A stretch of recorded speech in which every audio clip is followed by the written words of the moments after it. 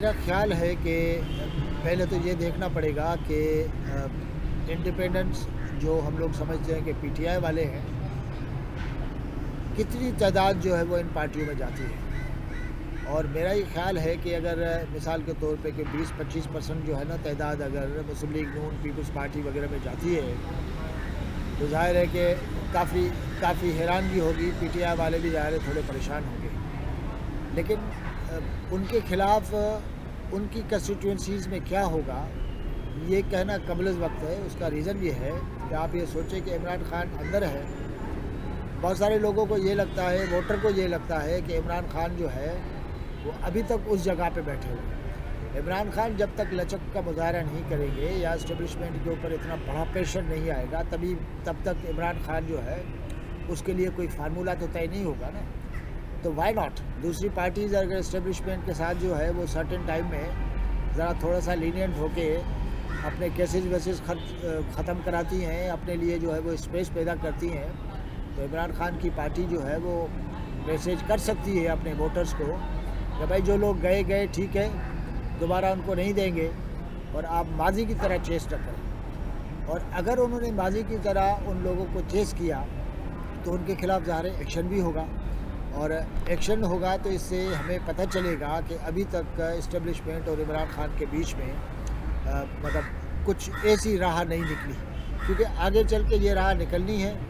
और ये मेरा ख्याल है कि मुल्क के अंदर इस्टेबिलिटी के लिए ये नई हुकूमत भी जो है वो कोशिश करेगी तो कि और कुछ नहीं, इमरान खान अंदर भी रहे, लेकिन पीटीआई अगर एक मजबूत अपोजिशन के तौर पे अगर ऐवान में आए, पार्लियामेंट में अंदर शोर शराबा करे, सब कुछ करे, तो ये मेरे ख़्याल में नवाज़ शरीफ अगर वज़ीर आज़म है या ये जो कोलिशन गवर्नमेंट होगी उसके लिए ये फेवरेबल किस्म की सूरत आ गई। भाई देखिए, एहतजाज जो है पाकिस्तान के अंदर वो पार्टियां भी कर रही हैं जो जिनको आशीर्वाद मिली हुई थी, राइट।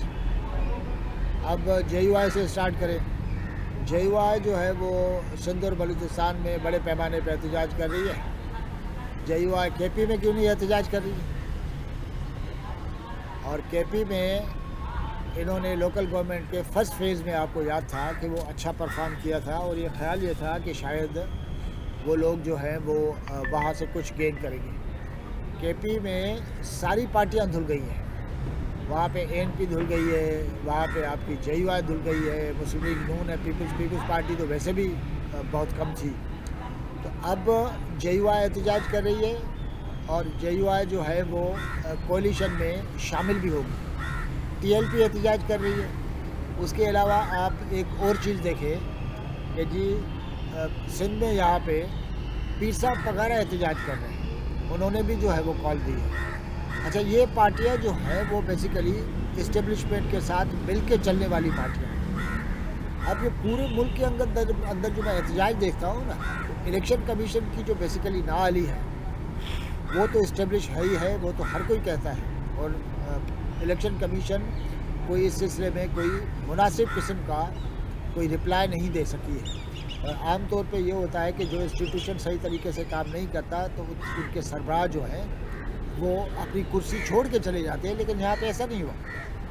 तो ये पूरा एहतजाज जो है जब इलेक्शन कमीशन की तरफ आप डायरेक्ट करेंगे तो इसका मतलब है कि आपका जो पीटीआई वाला एहतजाज है वो आपको सोलो नहीं लगेगा, यानी पूरे पाकिस्तान में एहतजाज हो रहा है। इसका मतलब है कि सिर्फ पीटीआई एहतजाज नहीं कर रही, सारे एहतजाज कर रहे हैं। फिर आप ये है कि मीडिया में एक बड़े पैमाने पे एक अपना हिस्सा भी लेते हैं, ठीक है।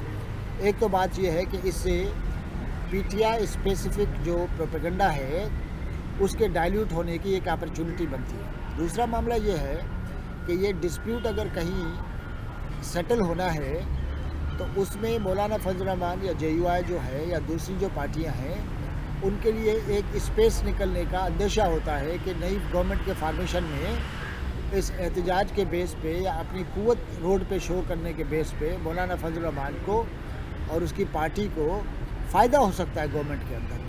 दूसरा सबसे बड़ा फ़ायदा। तीसरा फ़ायदा ये है कि जी आप ये इस्टेब्लिश करते हैं कि एटलीस्ट जो है वो सिंध और बलूचिस्तान में, ख़ास तौर पे सिंध में, आप पीपल्स पार्टी के बाद बहुत बड़ी कुव्वत है जो सारे निज़ाम को जो है वो बिल्कुल स्टैंड स्टिल पे लेके आ सकती है। تو یہ 3-4 فائدے ہیں جس کی وجہ سے آپ ملک میں احتجاج دیکھ رہے ہیں۔ اور دوسری بات یہ ہے کہ احتجاج کرا کون رہا ہے؟ کیا اس سوال پہ سوچ سکتے ہیں؟ میرا یہ خیال ہے کہ اس چیز پہ سوچنے میں کیا حرج ہے کہ جب پورے ملک کے اندر احتجاج ہو رہا ہے بڑے پیمانے پہ، تو کیا کہیں اس طرح تو نہیں ہے کہ اوپر جو ہے کہیں نہ کہیں ڈویژن موجود ہے؟ ڈویژن کی باتیں پہلے بھی ہوتی تھی ہمارے پاورفل سرکلز میں، یہ بھی بازی میں ہوتا رہا ہے، اور یہ چیزیں بڑے پیمانے پہ لوگ کہتے رہے ہیں کہ جی ڈویژنز ہے۔ جب ڈویژنز ہوتی ہیں تو ایک حصے کے پارٹی کے ساتھ ہوتا ہے، دوسرا دوسری کے ساتھ ہوتا ہے، اور اس کا اثر آپ کو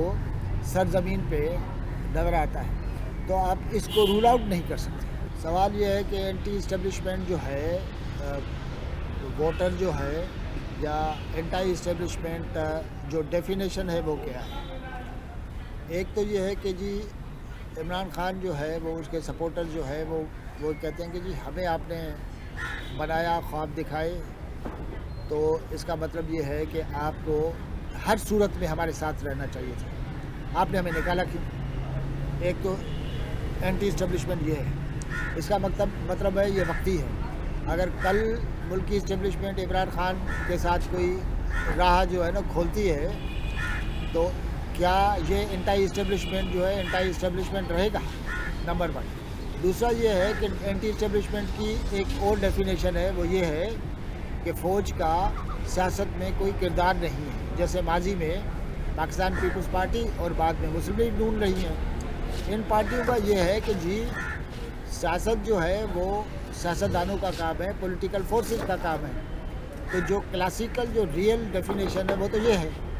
دوسری بات یہ ہے کہ اس وقت جو پورا ووٹر ہے جس کو ہم لوگ اینٹی اسٹیبلشمنٹ کے کھاتے میں ڈالتے ہیں، وہ بیسیکلی تاریخ، جغرافی جو اس کی تربیت ہے، وہ تربیت جنہوں نے کی ہے وہ بھی تو اسٹیبلشمنٹ کے ادارے ہیں نا۔